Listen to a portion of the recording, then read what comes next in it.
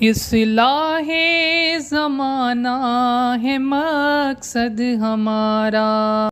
نحمد و نصلی علی رسول الکریم، اما بعد فاعوذ باللہ من الشیطان الرجیم، بسم اللہ الرحمن الرحیم۔ اف ولا تنہرہما، صدق اللہ العظیم۔ میرے واجب الاحترام ساتھیوں، اللہ رب العزت نے جہاں جہاں اپنے حق کا اظہار کیا، حقوق اللہ کا جہاں ذکر کیا، اور حقوق العباد میں سے فوراً والدین کے حق کا ذکر کیا۔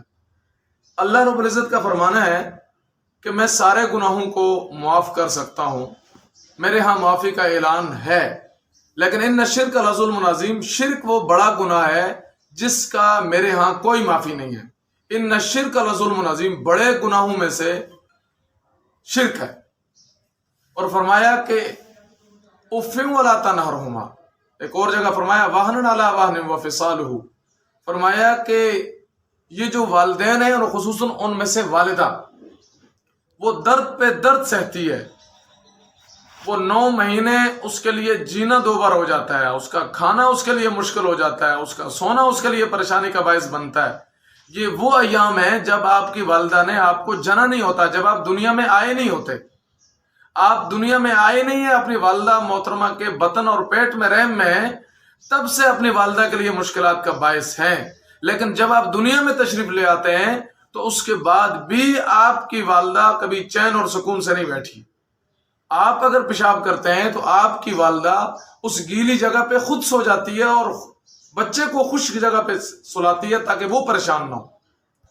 اور آگے درجہ بتایا اف ولا تنہرہما، جب تمہارے والدین بڑھاپے کی حالت کو پہنچیں، اگر وہ آپ کو کوئی بات کہیں جو آپ پہ ناگوار گزرے، مشکل گزرے، آپ کے دل و دماغ پہ وہ بات ٹکرا رہی ہو، تو فرمایا اف ولا تنہرہما، آپ اپنے والدین کی کسی بات پر اف بھی نہیں کہہ سکتے۔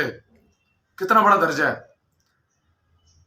ایک شخص تھا، وہ اپنے والد کے لیے وہ کچھ بوریاں گندم چھوڑ کر گیا۔ اپنی بیوی کو بھی کہہ دیا کہ میں کچھ بوریاں آپ کے لیے، کچھ اپنے والد کے لیے چھوڑ کے جا رہا ہوں۔ وہ چلے گئے، کئی عرصے کے بعد وہ واپس آئے تو دیکھا کہ بیوی نے شکایت لگائی۔ اس نے کہا آپ کے والد صاحب نے اپنی جو گندم تھی، اناج تھا، وہ تو ختم کر دیا، ہمارے اناج بھی کھاتے رہے۔ تو وہ جو شخص تھا اس نے کہا کل رسول اکرم صلی اللہ علیہ وسلم کی محفل میں فیصلہ ہوگا۔ اب یہ جو بابا جی تھے، والد صاحب تھے، انہوں نے مصلی بچھا دیا، جائے نماز بچھا دی اور اللہ کے ہاں فریاد شروع کی کہ یا اللہ میری لاج رکھنا، میرا بیٹا رسول اکرم صلی اللہ علیہ وسلم کو شکایت لگانے چلا گیا ہے۔ اب جب یہ بچہ پہنچتا ہے، کچھ دیر کے بعد بابا جی رسول اکرم صلی اللہ علیہ وسلم کی محفل میں پہنچتے ہیں، تو بیٹے نے ساری رودات سنا دی کہ میں نے اپنے والد کا حق ادا کر دیا تھا، میرے والد نے میرے بچوں کے اناج میں سے بھی کچھ چیزیں کھا لی ہیں۔ اب یہ والد اندر داخل ہو رہا تھا تو نبی کریم صلی اللہ علیہ وسلم کھڑے ہوئے، فرمایا کہ بابا جی آپ کس عدالت میں چلے گئے تھے؟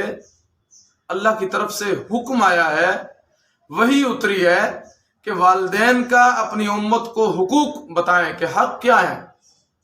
اور پھر میرے آقا صلی اللہ علیہ وسلم نے تاریخی جملہ فرمایا اے بچے انت و مالک لابیک، تم اور تمہارا مال تمہارے باپ کا ہے۔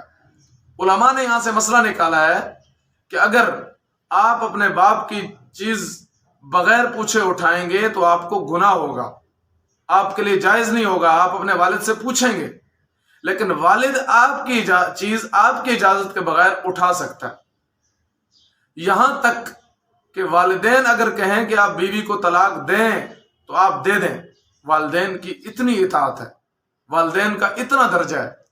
اور ہم کیا کرتے ہیں، ہم مہینے 2 مہینے بعد اپنی پاکٹ منی میں سے 100,000 500 10,000 والد کو دے کر ہم سمجھتے ہیں کہ ہم نے حق ادا کر دیا۔ ایسا بالکل نہیں ہے۔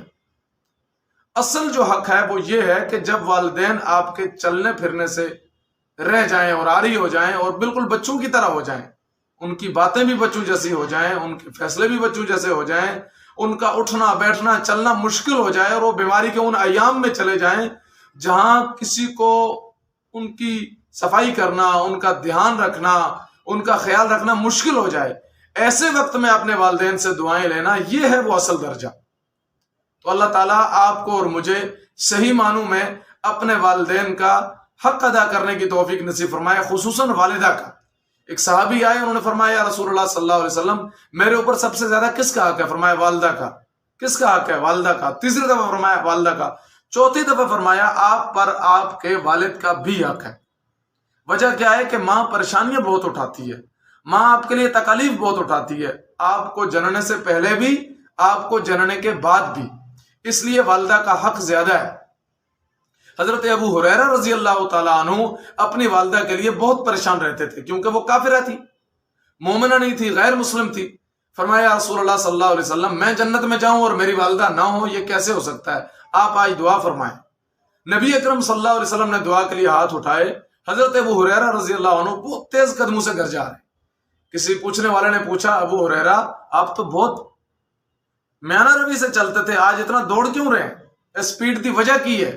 حضرت ابو ہریرہ رضی اللہ عنہ نے فرمایا کہ میرے دوستو، میرے آقا صلی اللہ علیہ وسلم کو میں نے والدہ کی ہدایت کے لیے، ایمان کے لیے دعا کا کہا ہے۔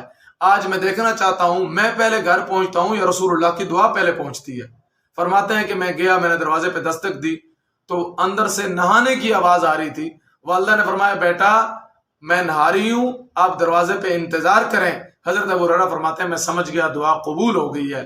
اماں باہر آتی ہیں، فرماتی ہیں ابو ہریرہ مجھے رسول اللہ کی محفل میں لے جاؤ اور مجھے کلمہ پڑھا کے مسلمان کر دو۔